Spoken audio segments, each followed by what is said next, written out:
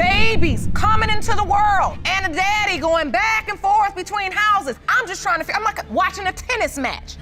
So I'm like, okay, now he over here. I'm not just being hard on you. I'm trying to uncover what's going on because it is your fault, but I want to know why. Why are you lying? What was the lie about? Was it because you wanted to be with the other guy? Let me try to translate this. When you were on the phone, she was trying to give you the one-up that it may not be yours. This one-up that she should have gave me from the day he was born. Let's just say a lot was hanging on the results from the DNA test in this episode. Mr. Hodges was in court with his mother to prove that he couldn't be the father of Ms. Willard's 1-month-old baby, and he had his proof to back him up. Ms. Willard was also in the courtroom with her own mother, and they wanted to prove that they were 1,000% sure the baby belonged to Mr. Hodges. Mr. Hodges, you and your mom opened your case today because you both say the defendant is a liar and a cheater. You don't believe you fathered her 1-month-old daughter, Lillian Willard, and plan to prove that today. Is that correct? Yes, Your Honor. Ms. Willard, you too are here with your mother, and the two of you testify. Mr. Hodges wasn't just upset that there was a possibility the baby could not be his. He was quite upset that the woman he believed to be the love of his life was a pathological liar, and she would cheat on him with several guys on different occasions. But as you would expect, Ms. Willard denied his accusation and claimed he was wrongly accusing her.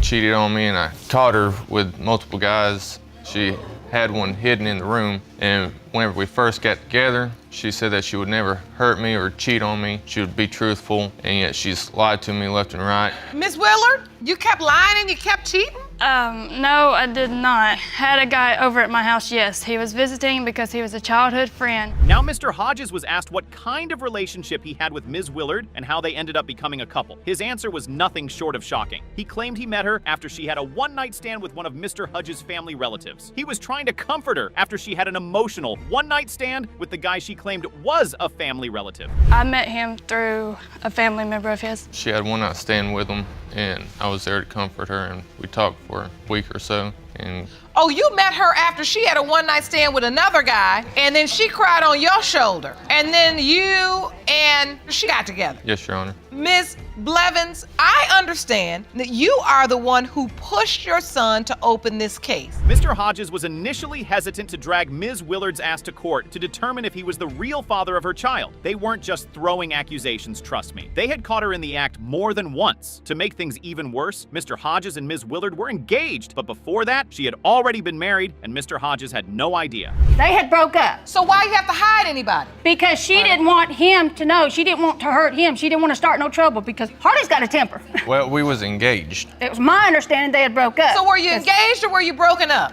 We was engaged. We were engaged. So you were engaged, Ms. Willard? Yes, ma'am. Yes. So now that makes more sense. When your fiance came in the house, then you hid this other guy in the... Because I didn't want to fight to start. And Your Honor, she was already married. Well, it was time to throw in the evidence, and Mr. Hodges' mom came well prepared. Mr. Hodges' mom had some mind-blowing texts that revealed Ms. Willard's atrocities. It was no joke in the courtroom, trust me. All hands were pointing to Ms. Willard because it was obvious she was married while in a committed relationship with Mr. Hodges. When Lillian was born at the hospital. Do you have those messages? Yes, ma'am. Let me have those. Jerome, can you please bring me those messages? Thank you. Ms. Blevins says, I do understand my son was engaged to her and caught her cheating. The other man says, we got together on June 2nd of last year. Ms. Blevins, you say, let me check the dates, give me a minute. Yes, ma'am. Ms. Blevins, you say together, August split up a few times. If there was one thing Ms. Willard was very good at, it was the fact that she sure knew how to hide things from Mr. Hodges. First, she didn't disclose the fact that she was married before they started dating. Secondly, she refused to tell him that she was cheating on him with another guy, and now she had a child before her current baby, and she still didn't mention it to Mr. Hodges. So she hid that she had a husband before she met you, and you were engaged to her when she really already had a husband. She hid that she had a child, and she also hid a man in her mother's house when you came over. Yes, Your Honor. So, Mr. Hodges, take me to the day you found out Miss Willard was pregnant. She called me and she said that she was 8 months pregnant. Everyone in the courtroom could see why Mr. Hodges said he was very hurt when the court session initially started. Ms. Willard was actually a pathological liar, and the lies had gone on for just too long. Judge Lauren was no longer going easy on her. It was high time she started telling the truth and stopped playing with everyone's emotions.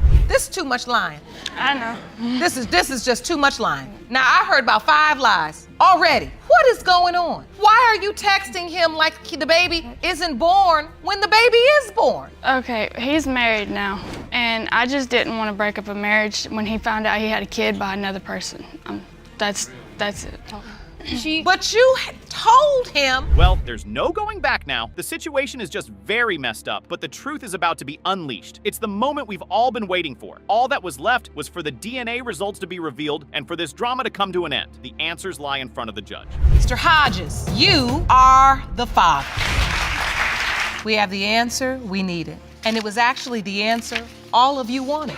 I want to meet with you both in my chambers. Do you understand? Yes, Your Honor. Court is adjourned. Mr. Cooper wasn't denying the fact that he had a relationship with Ms. Canterbury, but the issue here was that he wasn't going to accept the baby because he said he knew for a fact that he couldn't be the father of the child. He also claimed that Ms. Canterbury threatened to make him pay for child support. Ms. Canterbury, on the other hand, was beyond certain that results would prove he is the father, and he would have to step up. Mr. Cooper, you admit to a brief sexual fling with the defendant, but state there is no way you fathered her 2-year-old son, Jaden.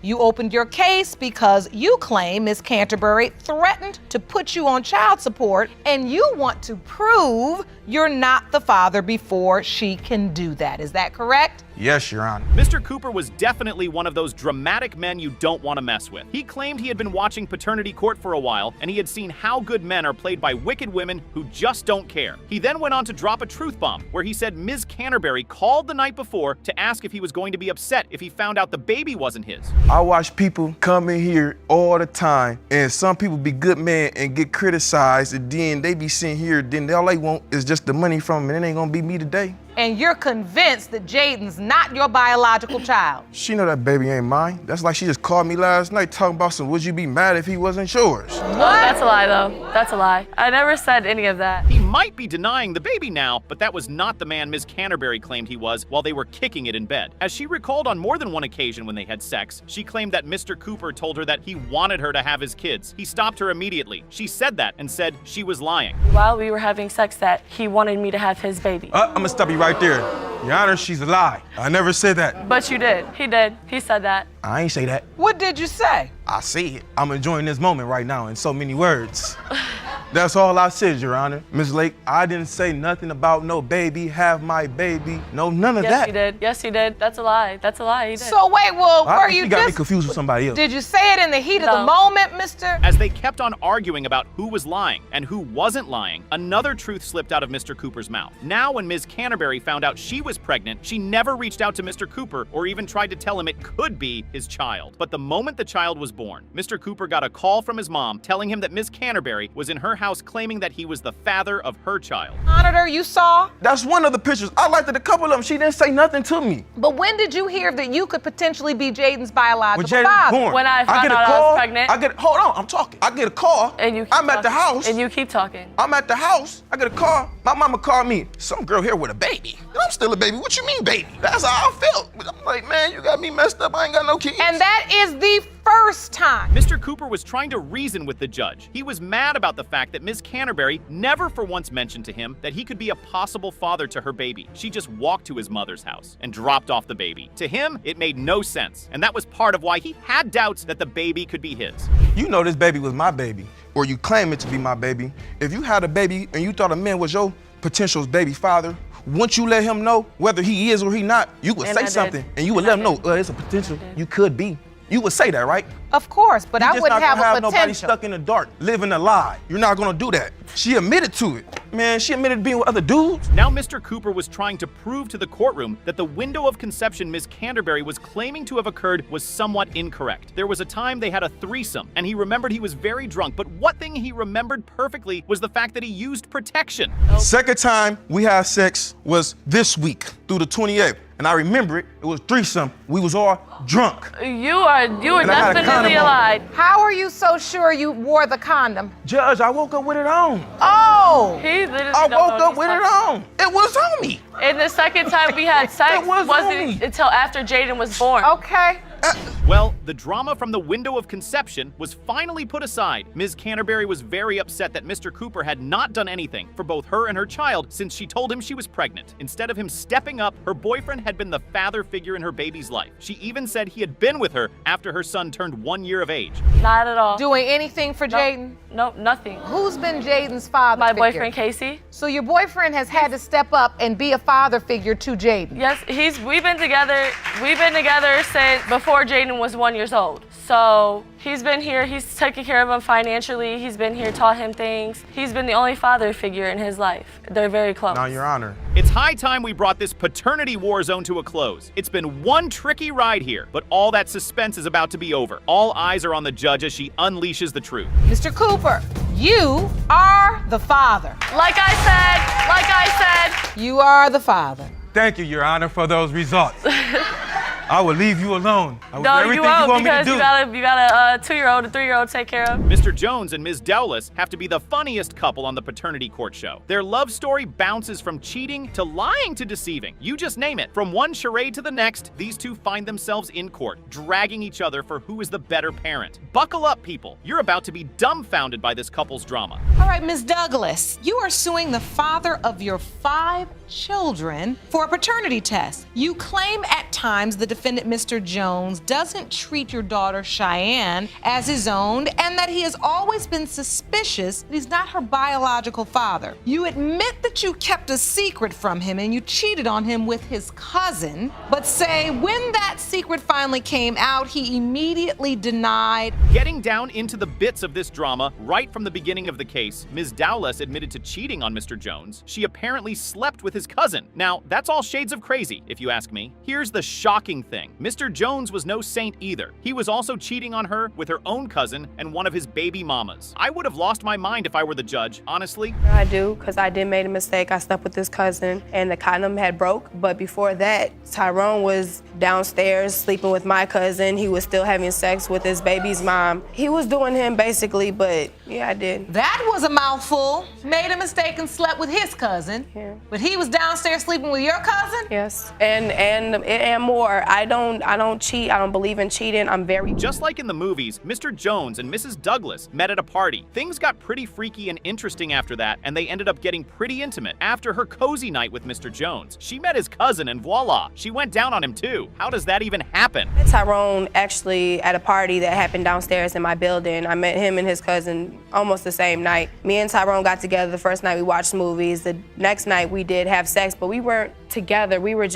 just had sex, and after that he went back to his other baby's mom. And then I met his cousin, and I slept with his cousin, but we weren't together. So yeah, I slept with his cousin, but... And that things were starting to get heated up in the courtroom, with both of them staring into each other's eyes, like it was about to be a bloodbath. Boom! Ms. Dowless gets pregnant. Ring, ring, ring. She hits up and tells Mr. Jones that it's his baby. Things seem pretty nice, right? Well, let's burst some bubbles. I wasn't too sure about it when she told me, but I'm like, okay, when she did tell me, I'm like, okay, I'm gonna step up and do what I gotta do. So you did try to support her through this? Yeah, I actually did. I'm looking at you, Ms. Douglas, and you saying I didn't feel supported. No, not at all. And let's go back to the cousin part. Like, when I did sleep with his cousin, I was gonna deny the whole thing, but he actually went in my room and actually smelled the bed and actually said it smelled like his cousin. She finally decides to open up 2 damn years later, telling Mr. Jones that she had a thing with his cousin. You could see the rage in his eyes, wondering where and how it all went down. Just like that, good baby daddy starts to play the role of, I'm not sure this is my kid. I did tell you things were going to escalate. Truth though, 2 years after my daughter was 2, I ended up telling him the truth. So you go in and you smell, you know the cologne, your cousin, you say, okay, I know my cousin was here, but she denied everything. How long did it take you to tell the truth?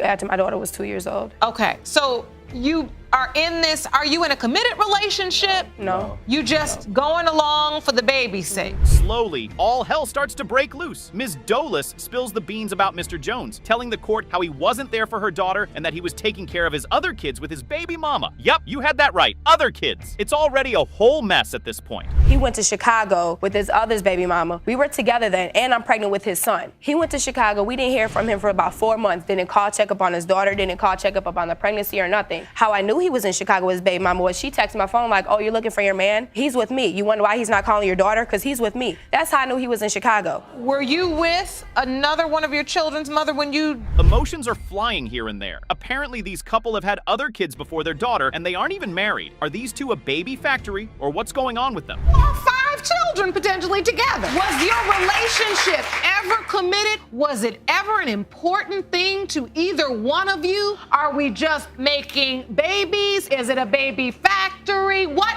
is it? After I had my daughter, it's like he was basically playing me. We weren't together, so I'm like, okay, anything you can do, I can do better. So, but after I had my son, it's clear that these two had no trust for each other, even after having more than one child together. They can't seem to bring themselves to trust each other. Why would they? I mean, after getting intimate with each other's cousins, that's beyond a far stretch. That's child number 2. You think he's cheating? Yeah. I just had my twins 7 months ago. He's still talking to women. I don't never talk to anybody first. After I find out he cheats on me, that's when I do it. But I really do want to be with him, and I want to make a family for my 5 kids. Now, Ms. Douglas, you just keep saying, okay, now see, I do not believe in cheating. I do not believe in cheating. But when he does this, then I go do that. Everything went from a peaceful conversation to a bloodbath, with the couples throwing tantrums about who got intimate with whom and who couldn't be a good parent. Well, the moment of truth is finally here. Every single eye is placed on the judge as she's about to reveal the final verdict. Hold your breath. Mr. Jones, you are not fired. Now I'm embarrassed, gotta face public humiliation because she didn't want to be honest before we came here. Your Honor, I didn't know. I didn't even know the kind of busted. Man. I didn't even know the kind of busted. How would I know if he's not the father when we're sleeping together every day? How would I know? She told me, nah, I don't have no doubts. This time around, it was the man's turn to save the marriage. Mr. LeBlanc was on the verge of losing his wife and entire marriage if the results turned out to place him as the father of his mistress's child. Mrs. LeBlanc had it to her throat with her husband and was willing to throw it all away. Trust me, this case would leave you battling with goosebumps. I hope you guys are ready for the baby daddy saga that's about to unfold before your eyes. Ms. Whalen, you admit you've been in a sexual relationship with Mr. LeBlanc, a married man, and claim he is the father of your 2-year-old son, Vincent Whalen. Mr. LeBlanc, you are determined to prove that you are not the father of Miss Whalen's son in hopes of saving your marriage. Mrs. LeBlanc, you are at your breaking point and say, if the DNA proves your husband is the father... Ms. Whalen, who happened to be the runaway mistress in the picture, had quite a lot to say about Mr. LeBlanc's sneaky ways. Going down memory lane to how it all started, Ms. Whalen apparently didn't know he had a wife. While he was away, he was busy having a good time with Ms. Whalen. The bombshell drops and she finds out she's pregnant. Mr. LeBlanc enters full panic mode because he knows his wife can't find out.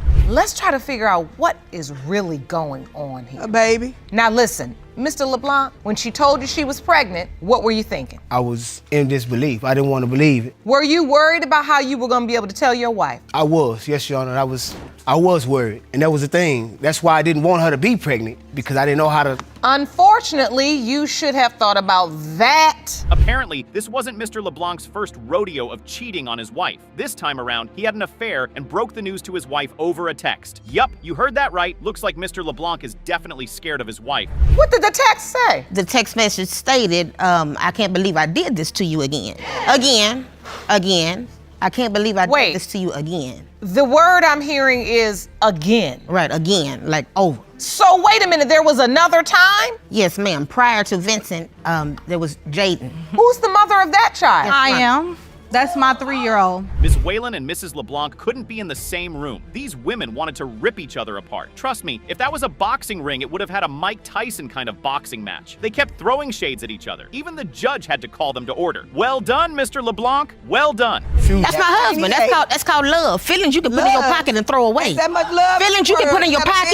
You can throw them on the ground, step on them. I love my mother. Ladies, calm down. Cause I know you all think it's cute cause you're going back and forth, but all y'all look crazy. Cause you sit up there arguing back and forth, and he doing nothing but running back and forth. Like I said, Ms. Whalen and Mrs. LeBlanc weren't fans of each other. When Mrs. LeBlanc was asked why she felt the child could not belong to her husband, her answer was out of this world. She was so certain that the child couldn't be for her husband because Ms. Whalen was sleeping around with different men. The courtroom is a mess right now. No, Your Honor, I do not. Why? Her promiscuity. Promiscuous, very promiscuous. Like I said, the mailman, the milkman. Not only that, you sleeping with a married man. You know, so hold on. So why not? You ain't gotta sleep with a married man if he come to you. Why not? Hold on.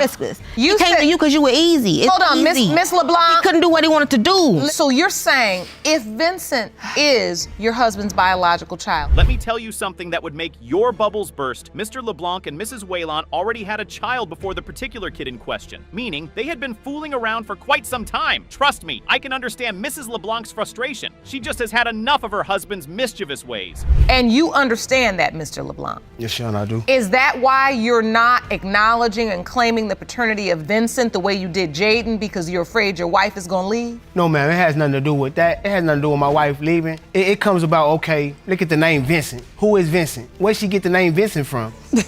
You know what? I'm gonna need you to use a little bit more logic in these. Another truth bomb hits the floors of the courtroom. Apparently, there might be two baby daddy in the mix. Ms. Whelan opened and said while Mr. LeBlanc ran back to his wife. She might have gotten intimate with another man. Well, I certainly don't blame her. She wasn't committed to him anyway. It might be. I might have had a moment. I mean, I wasn't committed to this man, nor was I married to this man. So yeah, I might have had a moment. Well, go ahead and tell the truth then, because that's why we're here. So now we have the truth that there potentially could be another father, and so your doubts or your concerns have been validated. Ms. Whelan, did you ever tell anybody else that they're potentially the father? No, Your Honor, I have not. Now that all made this last part all the more interesting, won't you guys agree? Well, the results were in, and Judge Lael seemed about ready to deliver her final verdict on the mess these guys created. Let's find out who was the daddy. Mr. LeBlanc, you are the father. Ms. LeBlanc, I know that's not what you wanted to hear today. No, not at all. Not at all, Your Honor. Tell your husband.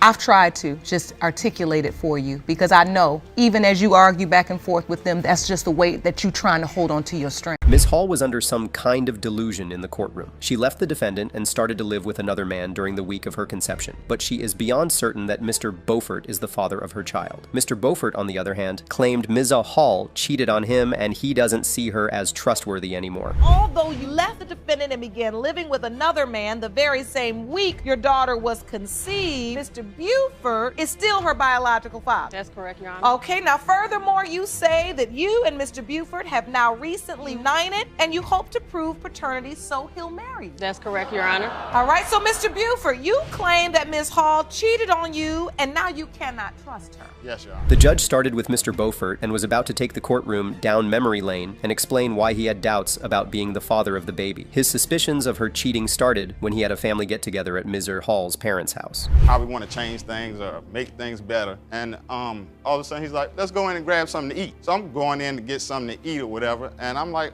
where's Mary? Her sister's like, oh, she's gone. She went to go get some milk. She went to go get milk? What's milk for? We got food and drinks, everything. She went to go get milk for her sister baby. So I'm like, all right, that's fine. 30 minutes, 40 minutes roll by. The store is right there. 5 minutes, Your Honor. 5 minutes. I could walk there. I could have walked there and been back 10 times before she even got back. Well, Ms. Hall did let the cat out of the bag. On New Year's Eve, when she was supposed to be with her family, she claimed she went to get some milk for her sister's baby. Was that true? Oh, you can bet it wasn't. She went to see one of her male friends for over an hour and a half. Paul, did you go anywhere else is the question? Yes, I did, Your Honor. Where did you go? I went to a friend's house. A male friend or a female friend? It was a male friend, Your Honor, and I was only there for 10 minutes. Did you tell Mr. Beaufort that you were going to go by this male friend's house on New Year's Eve? No, I didn't, Your Honor. Is this a male friend you've ever been intimate with? No, it's not, Your Honor. Not at that time, no. Mr. Beaufort believed the man she went to see was someone she had been sleeping with while they were in a relationship. Well, Ms. Hall had some truth bombs to drop. She claimed the reason he was calling her a cheat was because throughout their relationship, all he did was cheat on her with several women. The reason why he's accusing me of cheating is because he cheats. He's been cheating throughout the whole relationship. I go through his phone, I find text messages to other girls, I find emails that he sent women on Craigslist for one-night stands. I've seen pictures in his phone of women in thongs. Surely you're not sending people texts. This is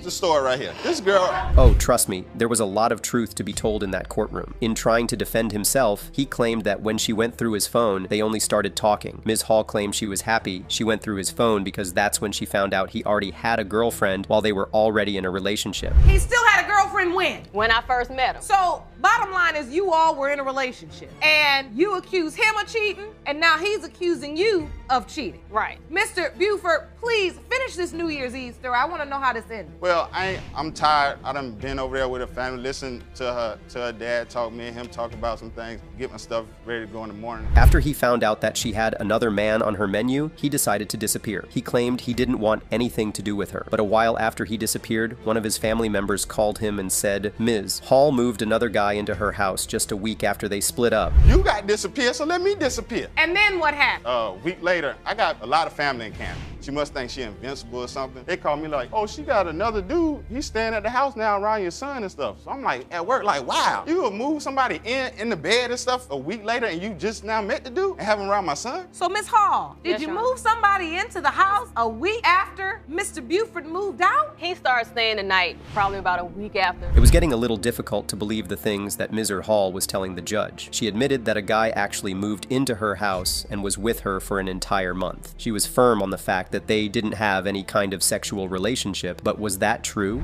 Grown man moved into the house after Mr. Buford left, and you all didn't sleep together for an entire month.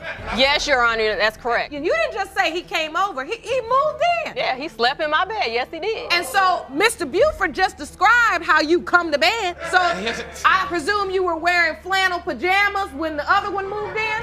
I had on shorts. Mr. Beaufort came prepared, trust me. He wanted to prove to the court so badly that the child was not his. He brought a calendar, revealing the period during which he and Mr. Hall were intimate, and also the period she was sleeping with the other guy. That was the 31st when I was over at her family house. She disappeared. New Year's Eve. Exactly. Okay. She disappeared that night, that hour and a half. Later on that night, after 1 o'clock, it's January 1st. We slept together that one night. Okay. The rest of that time, 2nd, 3rd, 4th, 5th, she was seeing him, but he was already moved in by the 6th and 7th, 8th, and she was probably sleeping with him then. Now Miss Hall found out she was pregnant, and when she did, she reached out to Mr. Beaufort. His mind was already made up that he was not the father of her baby, so he told her on the spot that there was no way he was going to accept the baby.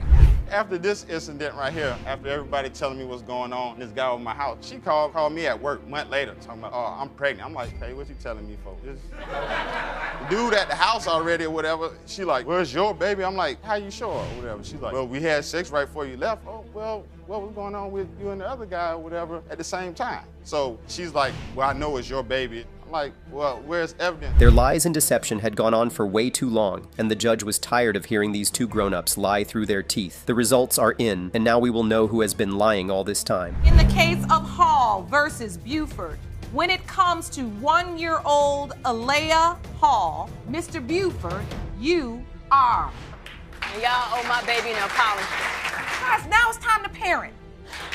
These two individuals were for sure not having it with each other anymore, bouncing from cheating to pathological liars, and now there's a baby involved. You can bet there's a lot of drama circled around these guys. I'm sure you're already buckled in, so let's get the show on the road. Hands, you appear in court today because you are devastated that your first love and the person you lost your virginity to is now denying your 15-month-old son, Aiden. You say once you prove to the defendant that he is the father, you hope you two can finally be a family. Is that correct? Yes, Your Honor. Ms. Shands was determined to prove to the court that high school love was the biological father of her baby. Mr. Hollis, who happened to be the boyfriend in question, believed there was no way on earth he could have fathered her child. It was a classic case of kids making babies. But Mr. Hollis wasn't going to make it easy. Today, I would like to accomplish that Amir is the father of my child. He has been in my baby life ever since my baby has been 3 months. He's my first love, my first kiss, my first everything. And today, I just want to know the truth about I want to prove to him that he is the father of my child. And so, Mr. Hollis, tell the court why you say she's a pathological liar. I caught this Irish cheating so many times, like, it don't make no sense. The love story between Mr. Hollis and Ms. Shands started when they were in middle school. Things seemed pretty sweet back then, but things took a twisted turn when he found out she was messing around with some of his friends. After middle school, like, when we hit high school, everything was going straight, like, her freshman year. But after that, like, when we had got into that one argument, we broke up, and then that was that. And she started messing with my homeboy, and she started messing with multiple people. Your Honor, me and his was close friends once before. They was, but they used to come back and tell me that Mr. Amir, he was messing with one of my friends. Mr. Hollis was no saint either. He was also messing around with some of her friends. Miss Chen said they weren't so smart at the time and didn't really know what they were doing because they were young. Well, Judge Lauren slammed her straight up, and trust me, she wasn't nice. But I thought it was cool to go mess with one of his friends because he have slept with one of mine. We both had made a mistake. No. We both made a mistake. That's not how it is. All right. This is really what went on. All of them would be at my house every weekend. His friend, that's the other guy that she messed around with, and they would be there all the time. In no time, the courtroom turned into a kids' assembly, with both Mr. Hollis and Ms. Shands chattering. No, I didn't sleep with your best friend. No, he was my best friend. No, he wasn't your best friend. Judge Lauren was boiling, like she was made of lava. This is exactly why you all need to be just out playing a sport, learning a craft. Yeah. This just sounds about silly. So you have revenge sex with one of his friends. And did you use protection? No. Now Ms. Shands finds out she's pregnant. There's no surprise there, if we are being honest. She picks up her phone and beeps Mr. Hollis's friend to tell him she is pregnant. Surprising thing, he's pretty excited about the baby. But here's the plot twist. She also tells Mr. Hollis she's pregnant too. Now that just starts to make a mess of everything. Well, he was happy. He was happy. And so you also tell Mr. Hollis? I told him, like, not as soon as I got pregnant. He ended up finding out on the street. But I ended up telling him. I ended up telling him. And I guess he ended up telling his mom as well. And I was telling them that it's a possibility that it can be him or the friend. I never told the friend that it can be a possibility with another guy. I only told his mother that it can be a possibility with another guy. Fast forward to when the baby is born. Mr. Hollis is nowhere to be found. Not at the hospital, not anywhere. Guess who shows up to be with her in the hospital? The best friend is the one who plays the father role in the hospital. Mr. Hollis says he didn't even know she was pregnant or had gone into labor. When he found out, she wouldn't let him be around her. In labor.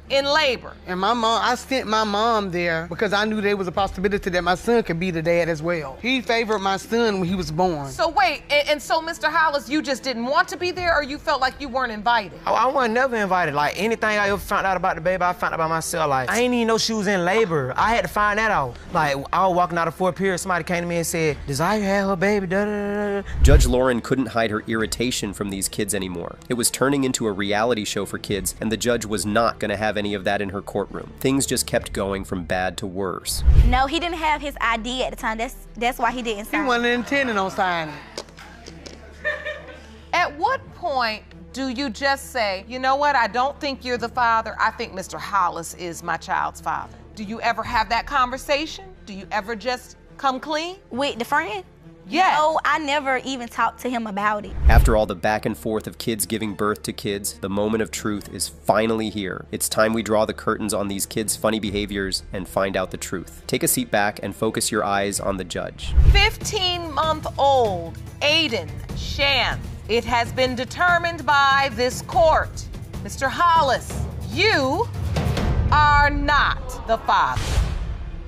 I see tears in your eyes, Ms. Shands. Ms. Weir was in front of the judge to complain about how hard it has been raising her child without the help of his father. She claimed that she was very certain the defendant, who happened to be her best friend, was the father, and she didn't understand why he didn't want to accept the responsibility. Mr. Wilson, the best friend in the picture, claimed she was running out of options for a potential father, and she's trying to pin the baby on him. Where you claim that after one night of passion with the defendant, you ended up pregnant, but he is now denying paternity of your 3-year-old son, Ayante. You opened your case to prove he is the father because you are tired of raising your son alone. Is that correct? Yes, Your Honor. Ms. Weir started off her story by talking about how she and Mr. Wilson became friends. As she could recall, they had been friends for over 8 years, and she sometimes saw him as a brother. But that wasn't the mind-blowing thing about her story. She claimed Mr. Wilson was no ordinary best friend, but a gay one at that. Years ago, just, passing through the city, I was going to hair school at the time, and, I would see him on my way to hair school. We would hang out with each other,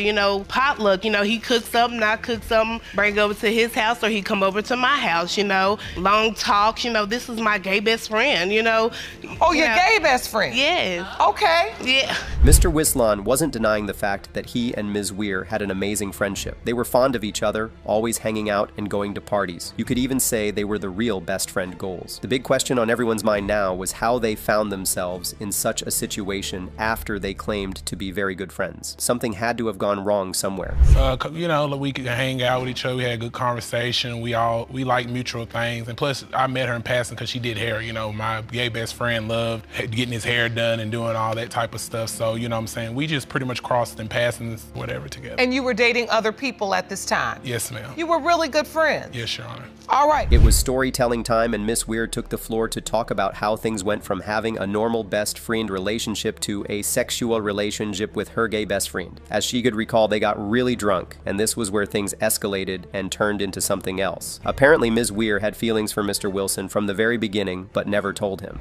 He had came on over, you know, we got to drinking, watching little movies or whatever, and I ain't gonna lie, I made a move, and he didn't push me away, so that was my reassurance. Okay, maybe he want this too. So wait, so hold on, y'all done switched from the potluck to the potluck. Yeah. When did you start even liking him? Oh, I liked him from day one. The storytelling gets a little tricky, and the truths start to come out of their hidden sports. Apparently, the idea of Mr. Wilson coming over to Ms. Weir's house was a plan orchestrated by Ms. Weir to trick Mr. Wilson into having a sexual experience with her. Mr. Wilson had no idea what was going to happen when he went to pay her a visit. Yes, Your Honor. I just thought we were just gonna be chilling, you know, like we always do. Watch TV, drink, you know, just do what we normally do. She kind of seduced me, you know, we started drinking, I got intoxicated, one thing led to another. She seduced you how? Basically, after she got me drunk, she kind of started filling up on me and stuff, so.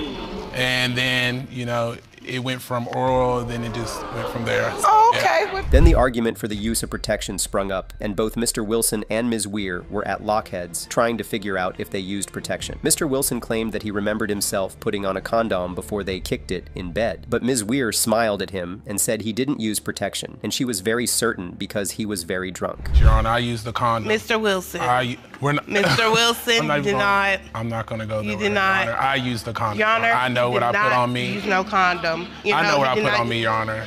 She's done tested multiple people. She's just trying to pin the child on me. I love her and all, you know, my godson, but this is not my child, Your Honor. This is just... Your Honor, I don't play the pinning game. I don't do that. It's just not me. Mr. Wilson definitely didn't want to be the father of the child, so he wasn't going to hold back on any truth in the courtroom. He told the judge that while they had a one-time sexual experience, was also having other sexual relationships with a couple of other men. To make things even worse, she wasn't using protection with the men she was having sex with. Were you sexually active with the other men? Yes, ma'am, I was. Were you using protection with those men? Some I was. Some? Wow. How many other men? A lot of them, Your Honor. She don't even know. How many? Say it loud and proud. You said you're a confident woman. 3. 3 other men. Well, the suspense is finally over, and the hassle of who the dad of their child is about to be revealed. It's been a bumpy and funny ride with Mr. Wilson and Ms. Weir. All eyes are on the judge as she unleashes the truth. Mr. Wilson. Yes, Your Honor. You are not the father. Thank you, Your Honor. Miss Ware, I have to ask you. We now know that there has to be at least another man out there. In this particular situation, it was honestly very difficult to tell if she had no shame or if she was just very wicked, because she definitely took things to an extreme level. Ms. Davis appeared in court because she claimed she was hurt by Mr. Cole. Mr. Cole didn't deny the fact that he initially accepted being the father of the child, but he uncovered too many facts that just couldn't allow him to keep claiming paternity. Ms. Davis, you say that after accepting your daughter, Autumn, Mr. Cole abruptly ended your relationship. You say Mr. Cole is the only man who could be Autumn's father, and you intend to prove paternity today. Is that correct? Yes, Your Honor. Mr. Cole, you admit to initially accepting Autumn as yours and even signing her birth certificate, but now claim that Ms. Davis is untrustworthy. Ms. Davis couldn't understand why the man who accepted her and her baby was willing to be the father and all of a sudden started to deny her and her baby. Looks like there's some serious trouble in paradise, if you ask me. She wasn't just hurt by the situation. She also claimed that Mr. Cole was the only man she was intimate with throughout the period. They were in a romantic relationship at least, so she claimed. Angry, disappointed how he all of a sudden not claiming my daughter. He is the only man that I've been with since February. So, Mr. Cole, you're not claiming the baby? You don't think it's yours? Yes, I claim the baby. I still take care of the baby. And you do? Yes. Anything she asks for, I do for the baby. From the look in Mr. Cole's eyes, you could tell that he had been through so much in the relationship. Ms. Davis claimed that they met at a basketball game and things kicked off from that point on. She found out she was pregnant, and it was like a dream come through for both of them. But nothing good ever lasts forever, right? Numbers, and we had chill a couple times. So you continued this relationship, and at some point you find out you're pregnant? Yes, ma'am. After me and Adrian have sex a couple times in February, I have found out I was pregnant March 21st. I was 4 weeks pregnant. All right, I want to understand this.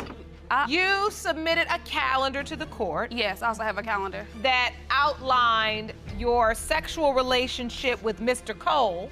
When Mr. Cole heard the news about Ms. Davis being pregnant, he was excited and didn't doubt the paternity of the child. But the story took a different turn, and it was no longer looking pretty. Mr. Cole claimed that while she was just 4 weeks pregnant, random people started to walk up to him and ask him if he was certain that the baby she was pregnant with was his. Like a week later, and someone walked up to me. She wasn't even pregnant that long, and people were walking up to me saying that the baby might not be mine, you know. Oh. And then after a guy wrote her in her messages and was mad that she was pregnant. He wrote her right after she told me she was pregnant. This text had come through where this man was mad because she didn't tell him and it could be his baby. Yes. Secrets can never really stay hidden, especially when you find yourself sitting in the courtroom with Judge Lauren. Mr. Cole found out that she had been intimate with another guy and that the guy in question was very upset that Ms. Davis was pregnant and didn't tell him. As you would expect, Mr. Cole confronted her about the situation and she denied it.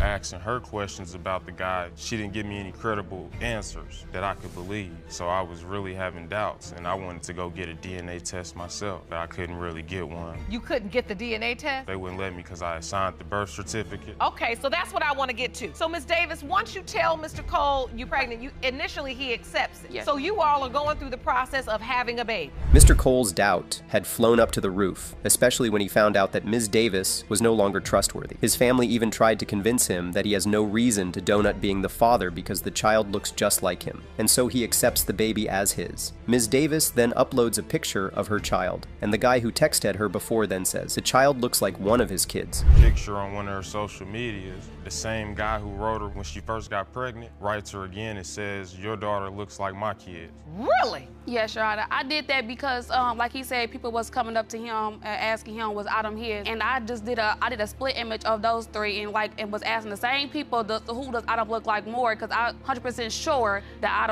Adrian is the father of Adam. The moment of truth was finally here, but the air was thick with uncertainty. Mr. Dansby's emotions were juggling between love for the baby and the fear of a plot twist. Time to see what the future holds for them. When it comes to 3-year-old Autumn Cole, Mr. Cole, you are not the father. Ms. Davis, would you like to finally just lay it on the line and tell the truth? Short is a teenage girl with a 21-month-old son. Her mother opened the court case on her behalf to prove that Mr. Johnson is the father of baby Jabari. Of course, Mr. Johnson denies that he's the father here. Mr. Johnson, you are in court with your mother and say you might have been the plaintiff's first love, but you weren't the only one. You refused to do anything for her son until the DNA results prove you are his biological father. Is that correct? Yes, Your Honor. Oh, it seems like we have love in the court today. She got pregnant by her first love. Isn't that something? There's another man in the picture too? Spicy. Additionally, Ms. Short mentions in her testament that she needed help. What could that possibly mean? Ms. Short, you say you need help. Yes. Explain.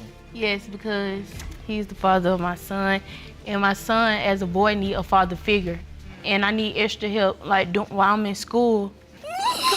We got to do this for Jabari. Stop. She just need to know, is he the father? So he can step up and do the right thing, hopefully. What an emotional moment. Mrs. Short's mother adds that she stopped Mr. Johnson from coming over to their house. She did this because she did not want them to have any feelings for one another, added to the complications that already exist. Little did she know. She says she does not need them getting attached to one another in case Mr. Johnson isn't the biological father. How did you meet? Well, it was on Facebook, and we used to text. He was my first kiss, first everything. Okay, so after you met, you all started having sex, and at some point, you find out you're pregnant. Yes. Me and Mr. Johnson had sex April 23rd. What a tale indeed. Seeing that Jabari is 21 months old, all of this happened about 2 years ago. Ms. Short is still telling her story. Here's what she has to add. I seen him on Facebook with another female, and he was like, I don't want you, I want her. He was talking about the other female. And I was like, he just left. He just left me. After that happened, it was May 3rd. I went out to eat with some friends. And Okay. that night, I had met the other boy. And this is not my first time meeting him, but this is the first time we ever had sex. Now we get to meet this other mystery man. What a tale about lovers we get to hear. It looks like she had a little affair with the other man to get back at Mr. Johnson for leaving her. After she found out she was pregnant, she equally told Mr. X about it and how there's a possibility he's the father. However, Ms. Short really believes in her heart that Mr. Johnson is the father. Did you realize Miss Short was even pregnant? See, Your Honor, I was away. I found out she was pregnant 6 months into her pregnancy. Okay. And were you informed that you were the biological father? Yes, ma'am. She told my mom and dad she was pregnant and I could be the father. So at the time, I'm thinking that the baby's mine. The spotlight is on Mr. Johnson. After finding out quite late that she was pregnant, he was ready to accept the baby as his own and be a father. However, for God knows what reason, Ms. Short's friends told him about Mr. X and how there's a high possibility Mr. Johnson is not the father. You know how they making me feel. I was there to see the baby conceive. I was the one that had the baby. I was there. When she called me and asked me for stuff, I was there to help her. I was there. Her own mother was not in the hospital room with her when she had her baby. I sure wasn't, because I wasn't happy about the situation. Well, it don't matter. It does matter. You just full of it. You full of it, honey. Ladies, You very okay, full of it. okay, to the moms, hold on. Let I this hope young he's man, not the dad. Let this young man talk. What an interesting turn of events. Mr. Johnson adds that he is ready to be there for the baby if it's his, but he just has too many doubts at the moment. As it would turn out, Ms. Short's friend, who went around telling everyone about the second father, is not who we think she is. He may not be the child's father? Your Honor, it was an ex-friend. I thought she was my friend. She was like, because I was like, it was a possibility. So I was like, I'm scared to let the moms know. She was like, you need to let them know so it won't be any confusions when the baby get here. After that, I called her and I said, it's a possibility that Mr. Johnson can be the father of my son. After telling Mr. Johnson's mother about the baby, she came to support Ms. Short alongside her son with 2 boxes of Pampers at the baby shower. This gesture hurt Ms. Short's mother because raising baby Jabari is really expensive, and according to her, this is the only way they have shown any form of support so far. It's been a struggle, let me tell you. I've been raising him. I've been doing the best I can. It's very, very expensive. I guess he have babies for trophies. He don't pay child support for none of his kids. And I didn't go for child None support. of them. So if this has been very difficult on you to have to raise the child without any financial support from a father. Apparently, while all of this was going on, Ms. Short's mother was actively preventing Mr. Johnson from seeing Ms. Short. It's common knowledge at this point that she's not a fan of the man, but that's not the entire story. She threatened to call the police on him as well if he came over again. Now she's bringing him to court, telling him to step up. What a woman. All I want to say is I just want to know the truth. For if he is mine, I will be there for him. And I just don't want to be in the midst of this is that, that's that. I don't want to be in the midst of that. I just want to know the truth. That's all I want to know. So he's almost 2 now. Who's been his father? My mom, my dad, my sister, and my family. It's just been my family. What a supportive family, really. Mr. Johnson, on the other hand, is saying that he will indeed step up when he sees he is the father. Afterwards, Judge Lake says the one thing that has been at the tip of all our tongues. I have done my best to be patient. I have been frustrated. I have been trying to be compassionate because you all are young people, and now you've gotten yourself into this whole big drama with adult situations and adult problems. You can't even string 2 good sentences together in this courtroom about the situation. She took it right out of our mouths. A teenager and a 20-year-old are in court to determine the paternity results for a 21-month-old baby. That means Mr. Johnson was a teenager too when he had relations with Ms. Short. However, Judge Lake is not done with all she has to say. The conversation that ensues is mind-blowing. Mr. Johnson, you say you got more than 1 child. How many children do you have? I have 4. With Jabari, I have 5 in all. So you got 4 other children. Yes, ma'am. And Jabari would make 5? Yes, ma'am. Can I And you're 20 years old? These are not his kids, you want. They're not his. They're not his. I wish they can do blood tests too, but they don't want to. Well, oh boy, Judge Lake is on a roll. So when exactly did Mr. It's Hot in My Pants start having children? This is definitely something. To be the father means that you admittedly slept with these women without protection, because if you use protection, you would know that's not me. Right. Yes, And so that goes back to my point of you all are young people, potentially 5 children at 20 years old. That's unacceptable. You all aren't dating anymore, are you? No, Your Honor. Now finally, the results are out. Everyone's on the edge of their seats and we're ready to hear the verdict. Mr. Johnson, you are the father.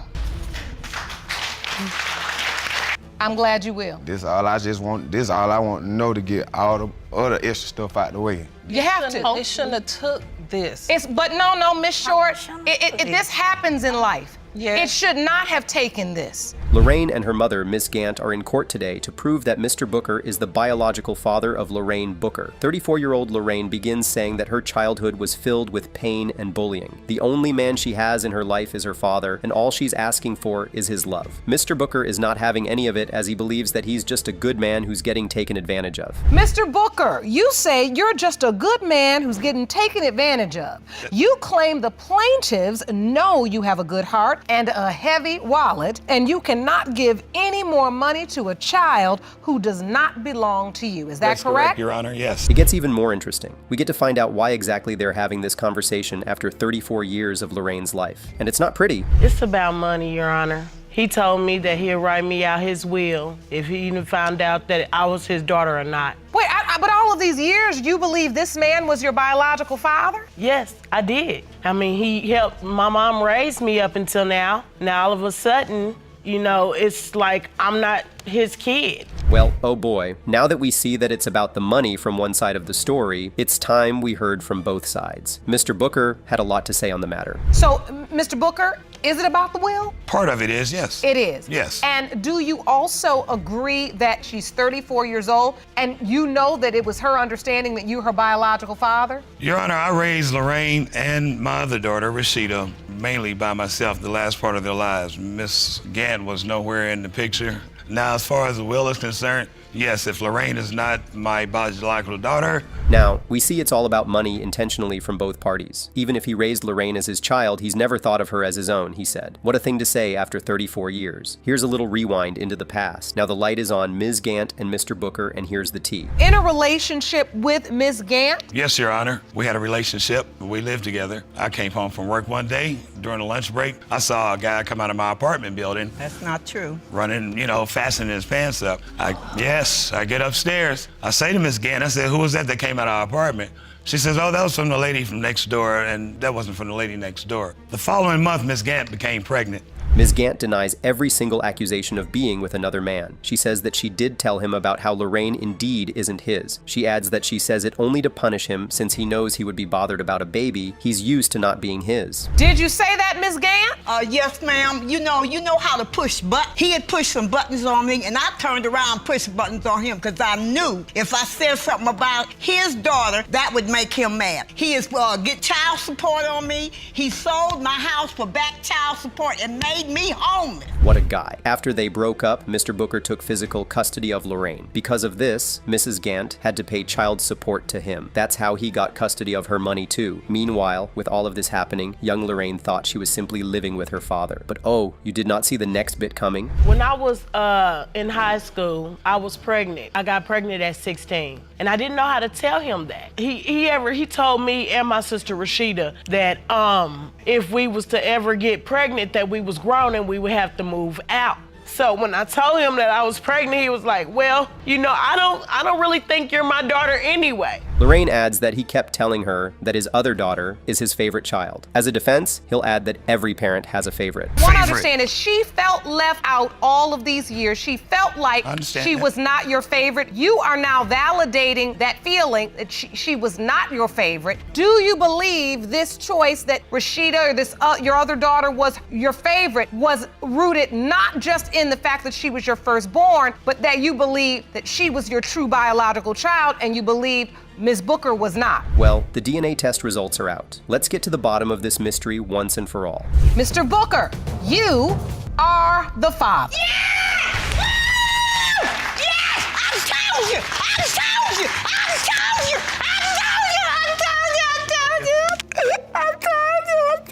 didn't mess around. I apologize. I'm sorry.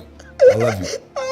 Come here to me. Thank you, Jehovah. Thank you. Ms. Crow is in court today to prove the paternity of her 2-year-old son, Thomas. The potential father, J.C. Turner, is deceased, and in his place stands his mother, Mrs. Reinhart, in court. Ms. Crow needs her son to at least know who his father is. Mrs. Reinhart is not having any of it, as she keeps sabotaging all her efforts, calling the baby's mother a liar and manipulator. You say Miss Crow used your son for money when he was alive, and now it's trying to claim him as her son's father only to get death benefits. Is that correct? Yes, Your Honor. Miss Crow, are you doing this just for the money? It is more than just the money. I would like help with my son, yes, of course, but my son cannot grow up and meet his father. Baby Thomas currently has no knowledge of his father, apart from the few times when Ms. Crow spoke to the late J.C. Turner over the phone. When Mrs. Reinhart was asked about the origin of her doubts, here is what she had to say. In the time period, the time frame she said she was, when she told me she was pregnant, it didn't happen that way. There's no way she could have been just 2 weeks pregnant and had a stomach firm as she did. You're saying she couldn't have a stomach as firm? I mean, after 2 weeks, you don't have a stomach as firm as that. And so she had just met your son, you were meeting her for the first time? Isn't that interesting? She added that her son had a very tight relationship with her and she knew him inside and out. J.C. Turner told her everything, even when nobody else was around. My son and I had a very tight relationship, and Jay would tell me everything when nobody else was around. I knew my son inside and out, and I just don't, as a mother, as a grandmother, having 4 babies of my own, my gut tells me this is not my grandson. I do not see my son in that. Looks like we just have to find out if her gut is right or her spidey senses are acting up. Ms. Crow gives more insight on the nature of their relationship and how they met. You talked to me about the relationship. When I first met Jay, we were at a skate park. I noticed him in the parking lot and I called him over to me and we had a conversation. From that conversation, we ended up walking to the store. We had, became inseparable. We, developed, feelings, and it did happen all too fast. He did ask me to be his girlfriend, and we did have unprotected sex. What a fast one right there. Once she told him about the pregnancy, he was happy about the thought of having a child. According to Ms. Crow, he never denied Thomas. He never denied my son, and if he was here today, we wouldn't have to be here because he would willingly do so. He never said anything rude or disrespectful to me. He was nice to me. He was very accepting. He knew this was his child. We were together every day. He'd have believed you if you told him the sky was purple. Well, that's your own opinion. That's your own opinion. The mental capacity of a 16-year-old. Mrs. Reinhart says that her son did not have the discernment to say that Thomas was not his son. The funniest thing then ensues. I've got a baby picture. If I take that baby picture, I could put it up against my daughter. I could even put it up against my 18-year-old granddaughter. I could put it up against Jay's brother. I could put it up against Jay's baby picture, okay? And we all look like quadruplets. I have strong genes. So, Ms. Crow, you say your genes are strong as well. Do you see a resemblance to his dad? Mrs. Reinhart's point is that Thomas does not look like said baby picture. And I mean, if I were a betting man, I'd put some money on the fact that there is some semblance between these two. But here we go again with the semblance issue. And so when Thomas was born, did JC accept the baby as his own? He told everybody that we would come across, friends, even people we didn't know he had conversations with. She's pregnant with my baby. He's really happy. He's excited. He never denied my child, and I knew for a fact that, he's the father. They broke up afterwards and went their separate ways. Because J.C. Turner was in the care of Miss Crow for that time period, she tried contacting his mother via social media, but got no response. All I know is I saw a picture on Facebook of another man that my she was boyfriend. with. That's not his father. He was Jamaican. Does he look half Jamaican? And, I lost my father the same year my son lost his father. So there's no reason why I would be up here for no reason. I'm doing this for my son. My son has the right to know, and Jay has, health issues. JC passed on the same week Thomas turned 1. After he met baby Thomas at 3 months old, he didn't see him after they broke up. Ms. Crow didn't see him as well. This is what happened. I didn't have a phone number. He didn't have no way to contact me. I didn't even know he was still here until I'm scrolling down my newsfeed on Facebook and I see a mutual friend of ours post, "Rest in peace, Jay," with his picture. And I contacted this person like, what's going on? And they tell me, so I want to make sure it's true. I call the coroner's office. Is it true? You have J.C. Turner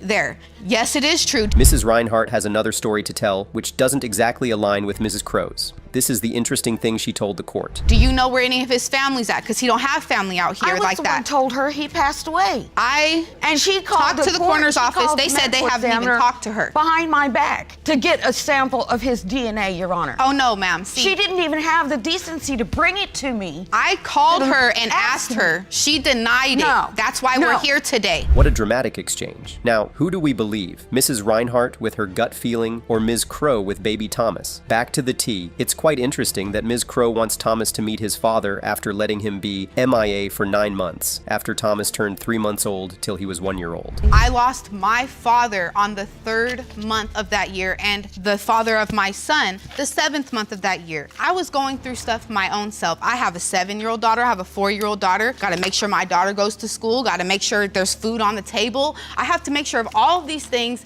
and I didn't even have a job at the time, but my kids were taken care of. I took care of my kids. I guess the question then becomes... Oh boy. Judge Lake has some important questions to add to the mix. Mrs. Reinhardt is up and ready to listen to Ms. Crow's response as well. How do you lose track of your child's biological father? How do you not attend somebody's memorial when they're given a memorial of their death because your daughter has school the next day and you can't get a babysitter? No, that was what you guys did. I went to the skate park where I met him. Oh boy, oh boy. Now it seems like the line between her intentions and the death benefits are getting quite blurry. Let's hear what she has to say. For 2 hours with his best friend. I didn't want to go and be around you. You see how you act? So you're saying, Ms. Crow, you purposely did not go to the memorial service because you didn't want to have an encounter, a negative encounter or altercation? Right, because I'm already upset. Everybody's upset and nobody needs that extra drama. Well, oops. In addition to all the drama, it turns out that Mrs. Reinhardt has never seen Thomas before. Finally, the results of the test are out. Because there was no blood card available to do a DNA test with the deceased J.C. Turner, a DNA test was performed with the surviving parent, Mrs. Reinhardt. The results were as follows. Turns out her gut wasn't so right after all. Relatedness between Ms. Reinhardt and Thomas Crow is 99.6% you are related. That is your grandchild. Ms. Reinhardt, you have never laid eyes on your grandchild. 20-year-old Ms. Hillman is in court with her mother to prove the paternity of her 13-month-old son, DeMarcus. She says that Mr. O'Neill, the potential father, has done absolutely nothing for the baby. Mr. O'Neill, as expected, is having none of it. Ms. Hillman, what type of relationship does Mr. O'Neill have with your son? Well, Your Honor, he don't do nothing for him. They don't have no relationship together.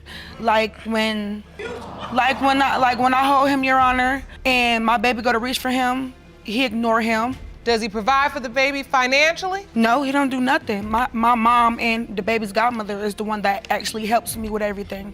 What an extraordinary man. As it would turn out, his previous experience with another woman is keeping him on his toes. He admits to not doing anything for baby DeMarcus, and he means it. He states that he is 100% sure that he is not the father of the baby. With such an exemplary man, how on earth did they meet? This is the nature of their relationship. The first night we met, we chilled, okay, He told me I was his girlfriend. He didn't ask me like he told me. He demanded that, okay, you're my girlfriend, we're together. So the second night, me, him, and the same 2 mutual friends, we got together, we chilled. That's when I conceived DeMarcus. Second night though. What an interesting outburst. First, he demanded that she be his girlfriend, and now he's saying in court that she was not hard to get. What kind of show does Mr. O'Neill think this is? Ms. Hillman had a response for him. Don't sit down. Don't sit and try to do it because I want a woman that the play first hard night to me and you met, you sat in our car and you begged. Literally, you begged for it. Don't try it.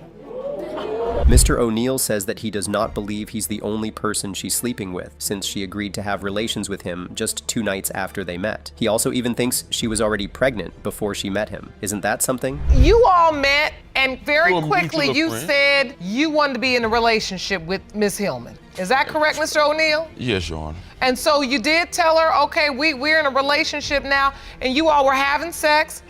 Were you using protection? No. So I know. Man wasn't neither. What other man? She was with you.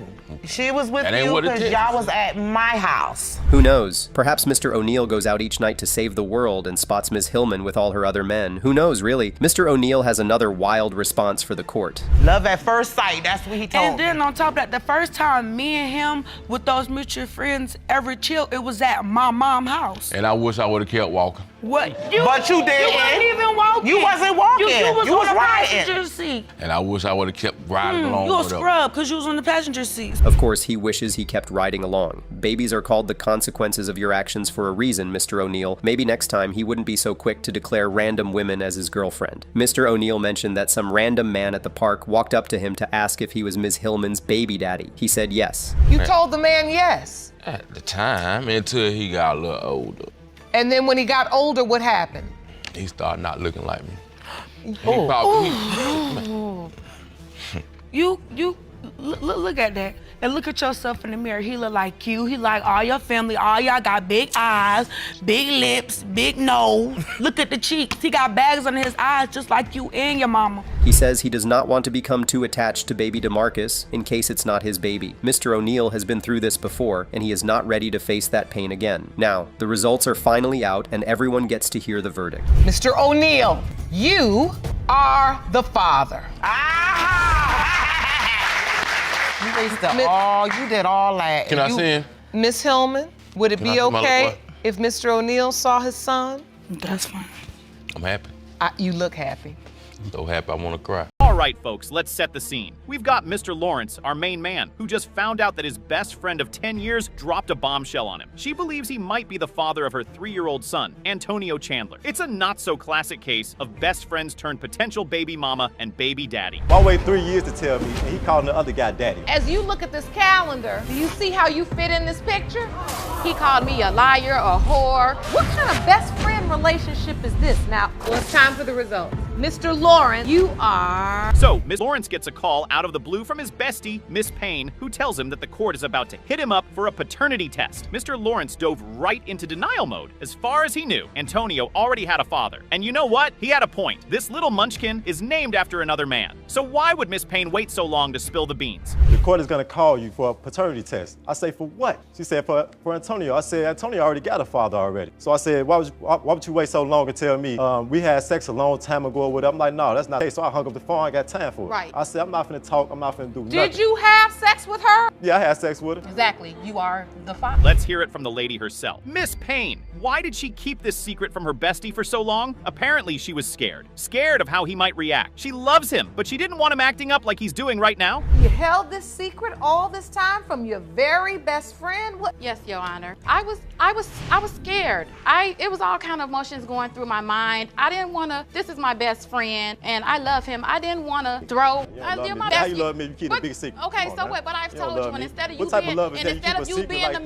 man. Wait a minute, folks. Mr. Lawrence just dropped a bomb of his own. He says Miss Payne kept a big secret, and he's calling her out on it. This friendship is on the rocks, and we may be about to witness it fall apart. And told me you didn't want to leave me on because you had a girl. She just said I took her virginity. Let me tell you, Angela is lying because of the fact that I'm lying. I was out of town with the mother of my kids. She knew that. When I came back into town, I called her and told her I was coming. And when I came into town, I got on the phone like, yeah. She was like, do you want to kick it? I'm like, yeah. So I go pick her up, and that same day I had sex with her. Mr. Lawrence never suspected that he might be little Antonio's daddy. He was sure that his bestie's son already had a father. But hold on, folks. There's more to this story than meets the eye. Miss Payne has some explaining to do. Between you and him, let me ask you this. Mr. Lawrence, why? The reason why, let me tell you, Judge. One day I went out to her house. I brought some drinks out there. We get to drinking, you know what I mean? And so as I'm drinking, you know, one thing, first of all, she came to the door with a short skirt on, you know. Okay. So, Miss Payne just dropped a bombshell of her own. She says Mr. Lawrence took her virginity and then told her the next day that he had a girlfriend. And on top of that, he denied that ever happening. I said I'm never going over there no more. A year later, she hit me up on Facebook. She said, come out here, like to come see me, you know what I'm saying? So I went out there and seen her. This time I left the car running, you know. She came downstairs.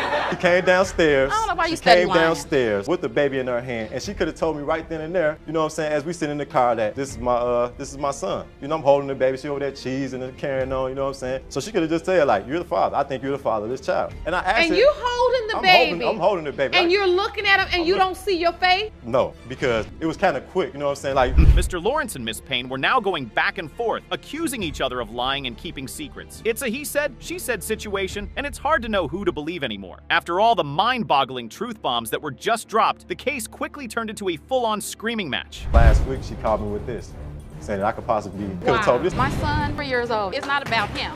Calling the other. What kind of bet? What is? Finally, the moment we've all been waiting. The results are in, and we're ready to find out if he is Antonio's father, and Miss Payne is crossing her fingers. Brace yourself. I'm Ruth. Mr. Lawrence, you are the father. How you feel? I don't feel good at all. I feel my father. There's nothing I can do. You know, I can't take that. You know what I mean? Like, lie all this time. We meet Jermario, claims that his ex-girl bombshell on when their daughter Serenity turned 2. He started doubting if he was her biological father. Can you imagine the shock? Miss Shank, you claim that when your daughter Serenity turned 2, Mr. Robinson began to doubt paternity. Yes, Your Honor.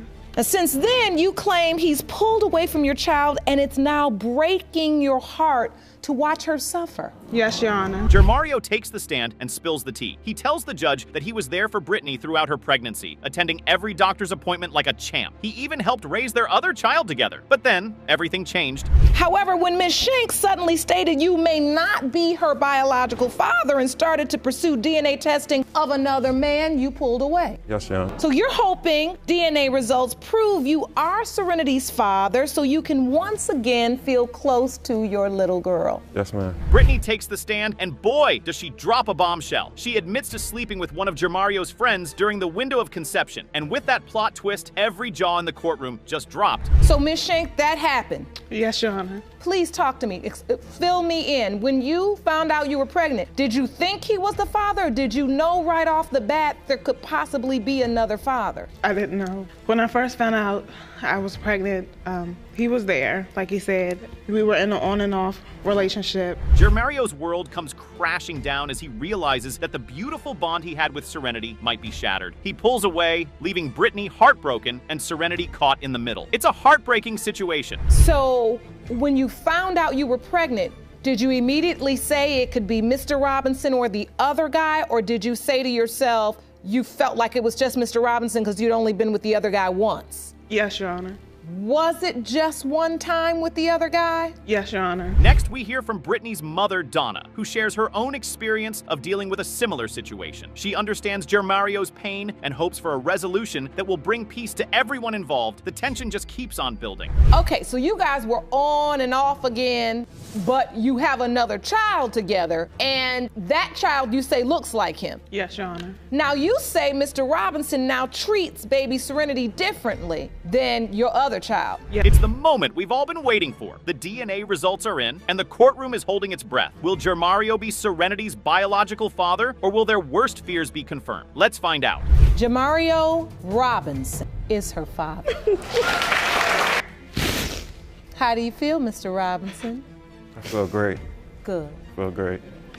And so now when we go pick up child number 1, we also get our little girl too, right? Yes, ma'am. This case revolves around Mr. Fisher and Ms. Doyle. Now, Mr. Fisher is claiming that he made the biggest mistake of his life by signing the birth certificate for 2-month-old Sophia. Just 1 month ago, Ms. Doyle drops a confession on him that rocks his world. She admits that he may not be Sophia's father. Well, hold on to your seats because this roller coaster is about to take off. Mr. Fisher, you claim you made the biggest mistake of your life by signing the birth certificate for 2-month-old Sophia. You say your fiance dropped a bomb on you just 1 month ago and admitted you may not be her father. Is that correct? Yes, Your Honor. We meet Mr. Fisher, and he is one emotional wreck. He's pouring his heart out to the judge, explaining how much he loves Ms. Doyle and little Sophia. You can see the pain etched on his face as he shares his story. He thought he had it all, the perfect relationship and a beautiful family. But then, out of nowhere, the truth came crashing down on him.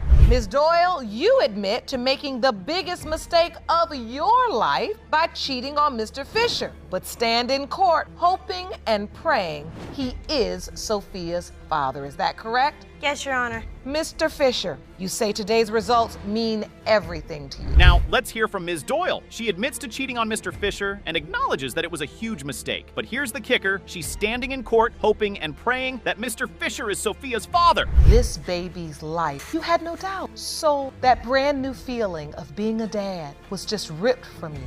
Right down the middle. Ms. Doyle? I think that he is the father. I know 100%. I mean, he was there through the whole pregnancy, and he does everything for me. He works, he supports our family, he runs my baths, he cooks my food. Mr. Fisher is still reeling from the shock of it all. He thought he had found the love of his life, and now he's faced with the possibility that Sophia might not be his biological child. The poor guy is torn apart, and you can see the raw emotion in his eyes. But Ms. Doyle is pleading her case, telling the judge how amazing Mr. Fisher is as a father and a partner. She's laying it on thick, folks. He said, Trey's cheating on you, which we call him Trey, but his name is John. So, me, I was hurt. And so I went to be by myself at the pool area where I was at the time. And a guy walked up to me, and he's like, well, you look like you need somebody to talk to. Do you want to go to my camper and talk? So I go back to his camper with him, and we talked about it, and then one thing led to another. He kissed me, and then we had sex. According to Mr. Fisher, it was love at first sight. He met Ms. Doyle through a family member and was immediately smitten. He gushes about her beauty, her eyes, and how she treated him like a king. It sounds like a fairy tale, doesn't it? Your fiance described the night she had sex with another person. And you knew nothing about this until after Sophia was born. Yes, Your Honor. I can see how much that hurts you. A lot. So can you take me to the day you found out Ms. Doyle was pregnant? Fast forward to the day Ms. Doyle found out she was pregnant. Mr. Fisher was over the moon with excitement. He couldn't wait to start a family with the woman he loved, but little did he know, Ms. Doyle had a secret weighing heavily on her conscience. She had cheated on him during their relationship. It was a ticking time bomb waiting to explode. Mr. Fisher, after you find out Ms. Doyle is pregnant, what happens to your relationship? You, at that point, know nothing about the cheating. What happens in your relationship? I told her, I went to work that day and I was thinking about proposing to her because I love her. She's my world. Now, this is where things start to get messy. Ms. Doyle takes a vacation with a family member, and she receives a text claiming that Mr. Fisher was cheating on her. Heartbroken and seeking revenge, she finds solace in the arms of another man. Yep, you heard that right. She goes for the ultimate revenge sex, unprotected no less. When she was giving birth, I held her hand. I felt like I was the dad, which at the time, I was pretty sure I was. But I held her, I kept telling her, push, push, push. I want to see my baby. And afterwards, right there, I held her. I signed the birth certificate and everything because I thought it was my baby. But here's the twist, folks. The family member who sent the text confesses that it was all a lie. Mr. Fisher wasn't cheating on Ms. Doyle. Now, she's left with the guilt of her actions, knowing that she cheated on the man she loves. Window of conception would be between April 19th to April 26th, and that's the window of time you cheated. I have bad dreams at night because it has been determined by this court. Mr. Fisher. That's my baby no matter what. And you're my wife. The bombshell drops, and it's a gut-wrenching revelation. Ms. Doyle confesses to Mr. Fisher that she cheated on him. The betrayal, the hurt, it's all written on his face. But here's the thing, folks. He still loves her. He's willing to stay and take care of Sophia no matter what. Talk about unconditional love. Because I know she thinks that I'm the father, and I'll still hold her like she's mine. So, Ms. Doyle, as you look back to the conception window, your fear is that this other man could be Sophia's biological father. Yes, Your Honor. I feel bad every day, and I live with what I did. And it was a mistake, one of the biggest mistakes I've ever made in my life. We've reached the moment of truth, ladies and gentlemen. The DNA results are in, and this will determine the future of their relationship. Will Mr. Fisher be Sophia's biological father? The tension is at fever pitch as the judge opens the envelope. Will love conquer all, or will this be the end of a fairy tale? Mr. Fisher, you are the father. Oh. How does it feel, Mr. Fisher, to know that that is your beautiful little baby girl? Well, I think we're gonna get married when we get back home. All right, let's get started. Today, we're diving into the case of Jackson vs. Williams. So, Ms. Jackson and Mr. Williams had been chatting on social media for a couple of years. But on that fateful Memorial Day weekend in 2016, they finally decided to meet up. Right, the next gay. Once she told me that, This man never has gotten anyone pregnant and doesn't have any kids. the baby ain't mature yet. Then she talking about child support. I'm like, child support? And you just said you were pregnant? So she looking for a handout. So as you stand here as plaintiff saying he's a no good for nothing man, you have been a no good woman. Now, Ms. Jackson claims that Mr. Williams messaged her first, asking what she was up to. And you know what she said? Just chilling. Well, things escalated from just chilling quickly, and next thing you know, Mr. Williams is in his car driving to Ms. Jackson's house.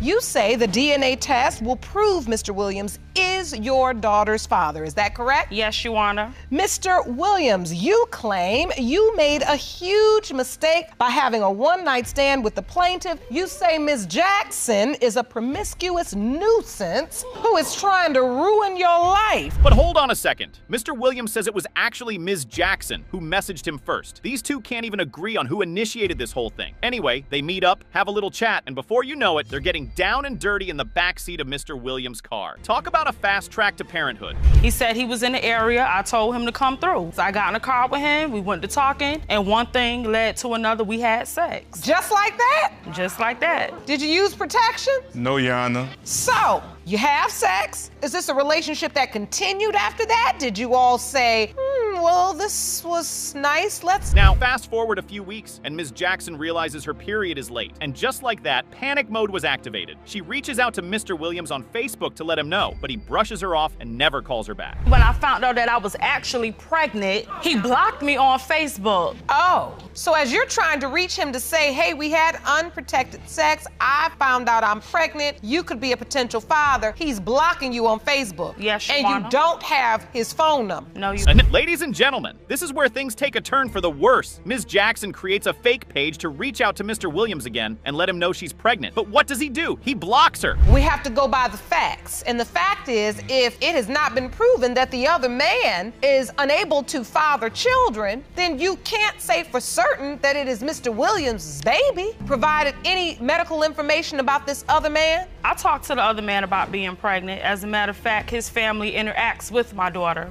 Can you believe it? This poor woman is desperately trying to get in touch with Mr. Williams to let him know he might be a father, and he's out here blocking her like it's a game of dodgeball. Not cool, Mr. Williams, not cool. So you put Mr. Williams on child support, but the other man's family helps you with the child? Yes, Your Honor. What you up to? I just went with whoever was gonna stand up, Your Honor. No, you went with both. You didn't go with one or the other. You got Mr. Williams on the hook talking about child support for him. Did you go down to the child support office? Yes, I did. And gave him his name? Yes, I did, Your Honor. But wait, there's more. Turns out Ms. Jackson wasn't just seeing Mr. Williams around that time. Oh no, she had a little rendezvous with another man the very next day. Talk about playing the field. If you knew, in fact, this other man was a possibility and his family was involved with the child, why not also give the child support office the other man's name? Because, Your Honor, I didn't tell the other family about Mr. Williams. So wait, you are getting Mr. Williams in a legal situation because of your inability to own your own mistakes? And get this, she even told Mr. Williams about it. Can you imagine the look on his face when she confessed? Now here's where things get really messy. Ms. Jackson decides to put Mr. Williams on child support, but she conveniently forgets to mention the other man's name. Uh-oh, someone's playing both sides of the field here. It's like they muffins. Oh yeah, get around the city. I want to have one son, Your Honor. You say you only have one son, but you may have a daughter today. Hello. Put Mr. Williams on child support, but the other man's family helps you with the child? Yes, Your Honor. What you up to? I just went with whoever was gonna stand up, Your Honor. No, you went with both. Ms. Jackson is now accusing Mr. Williams of being a deadbeat dad. But hold on, folks, because Mr. Williams is not going down without a fight. He claims that Ms. Jackson is just trying to ruin his life and pin a baby on him that's not even his. He even accuses her of sleeping around with other men. Now you got one woman pregnant. Yeah. So that means this rendezvous you had with Ms. Jackson is nothing new for you. You riding up on houses and having one night stand in cars and just making babies like they muffins. Oh, that doesn't mean you're not engaging engaging in the behavior that could lead to you having more. We're here to find out the truth, and that's exactly what Judge Lake is about to do. Will it be Mr. Williams, or could it be the other man? Let's find out. Mr. Williams, you are the father. I told you. You said you don't mind no child support, so we're not gonna have any problems. It won't have no problems. Good. I apologize for everything dealing with the situation at hand. I'll make sure I take my responsibility as a man and take care of money. All right, folks. In this episode, we have Mr. Milton suing Ms. Lewis, claiming she's trying to pin a baby on him because of a childhood crush. Mr. Milton, you have filed a paternity entrapment suit against the defendant. You claim that she is out to pin a baby on you because she's had a childhood crush on you that she just can't get over. Is that correct? Yes, Your Honor. According to Mr. Milton, Ms. Lewis has been pursuing him since they were kids. He says she always had ulterior motives, even when he was in other relationships. Talk about dedication, folks. That you are 100% certain that Mr. Milton is your daughter Desire's biological father and claim that his meddling girlfriend is the only reason he is denying her. Is that correct? Yes, Your Honor. So, Mr. Milton, explain to me this paternity entrapment suit, right? Yeah. Now, here's where things get steamy. Ms. Lewis, who was married to another man at the time, admits to having unprotected sex with Mr. Milton. Oh, the plot thickens. She claims it was a one-time thing, but we all know how these one-time things tend to go on paternity court. So you met when you were younger? Yes. And you all liked each other? Yes. Yes. So when you were in other relationships, you say Ms. Lewis used to always come around? Always Were come you coming around. around Ms. Lewis? Yes. When he was in other relationships? Yeah. Coming around for what? Trying to No, be with him? it was my Trying to be family. with me. She was My trying to family be with was me. close with his family. Fast forward a couple of weeks, and Ms. Lewis shows up at Mr. Milton's mother's house with some paperwork, claiming she's pregnant with his child. Wait, what? No sonogram, just paperwork? This is getting interesting, folks. I conceive easy. I'm like, it's over right here. Fun over. End of the Because night. after he told Like me, that. I said, yes, I I'm fertile. Like, yes, I can Wow. get pregnant. No, she said that. Then 3 weeks later, she showed with a diagram, whatever. I was like, wow, the baby. Wait. Okay, Mr. Milton, slow down. Now, here's where Mr. Milton's doubts kick in. He starts questioning the kid's paternity when he finds out Ms. Lewis is married to another man. This is turning into a roller coaster of doubt and confusion. The testimony. Yes, Your Honor. All right, and it was sex one time or how many times? It was just That this first one time, day? First time it was one time. Then after the baby was born, of course, you know, we was getting a little more familiar. You know what I'm saying? So yeah, it was more than one time. But that's after the baby was But born. that I'm just concerned with the conception. Thank you for the It's extra one info. time. One time. Enter Mr. Milton's girlfriend, Ms. Daniels. She's got her own doubts and believes that Mr. Milton is not the father. But wait, folks, here comes the bombshell. Mr. Milton admits to calling the child ugly during an argument. Whoa, that's a low blow. Oh my God, proof. This man talking crazy out my face, calls her ugly.